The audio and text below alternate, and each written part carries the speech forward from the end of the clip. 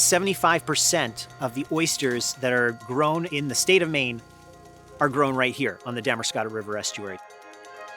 So this community has grown into an oyster producing powerhouse. And now it's not only part of the economy, but it's part of the culture. The way we farm oysters, we spawn them in special tanks and rear the very early stages through about a 2-week larval period up until they're big enough so that they can be transferred out into the river as the water warms up. Back in around 2009, we started to have problems with the production of the early stage larvae. It was a catastrophe. We lost several $100,000 worth of production. Ultimately, it was because of the low pH of the water that was being brought in. The water was too acidic.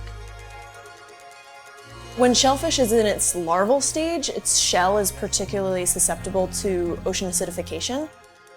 And so something that's become common practice for hatcheries is to buffer the ocean water. We would add sodium carbonate to the water to bring the pH up to a desirable level. And when we started doing that, it was literally like turning a light switch on. The larvae started feeding, they grew, and it made all the difference in the world.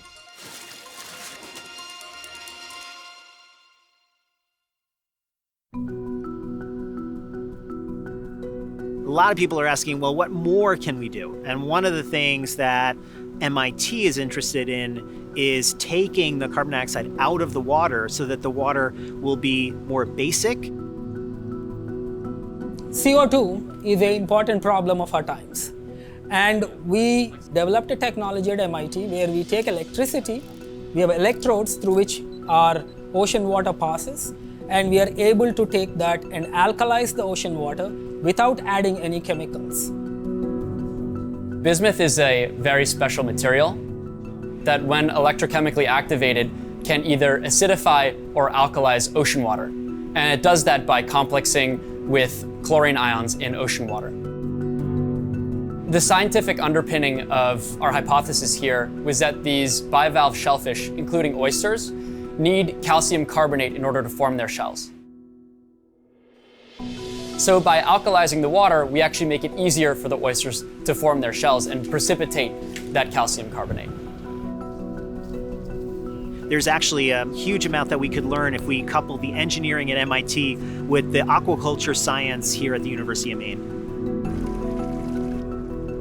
We've done 2 trials of this so far, testing MIT's buffer. The first trial showed that it's biocompatible and that it doesn't kill the larvae, which is really exciting. And actually in the second trial, the oysters treated by MIT's buffer actually did better.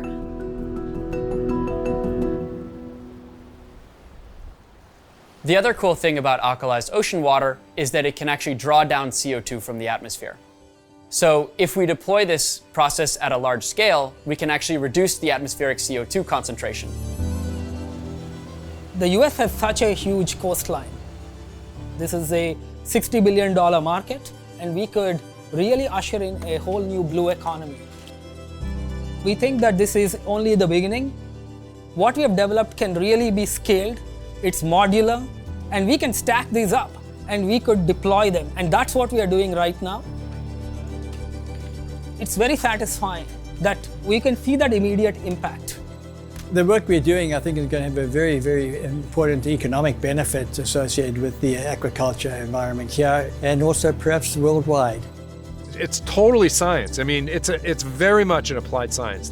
Because it's applied science, it means that we benefit hugely from being connected and plugged into academic institutions that are doing research very relevant to our livelihoods.